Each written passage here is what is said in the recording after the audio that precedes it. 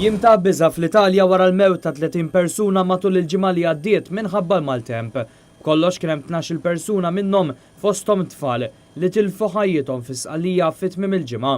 F'dar minnhom fejn tilfu ħajjithom 9 persuni, irriżulta li din kienet inbniet illegalment.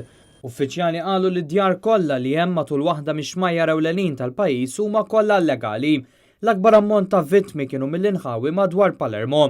F'kummenti lil Net News, l-ambaxxatriċi Maltija fl-Italja Vanessa Frazier stqarret li bħalissa fost Italjani hemm moral baxx ħafna aktar u aktar għaliex din it-traċedja seħħet jiem biss wara t-traċedja tal-pont li krolla f'Ġenova.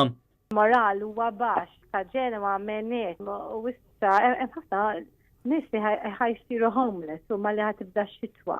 Fortunatament, m'hemm l-ebda Maltin affettwati mid-diżastru li ħalla warajh il-maltemp. Aħna provajna naraw jekk hemmx Maltin fl-inħawi li forsi jistgħu jkunu affettwati, s'issa ma jidhirx li hemm Maltin li għandhom bżonn għajnuna minn għandna.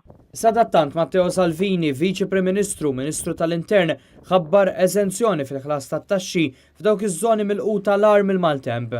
Dan fil-waqt li l-Unjoni Ewropea offrit kull assistenza. Il-maltemp qed jitqies l-ar li laqat l-Italja f'dawn l-aħħar 60 sena.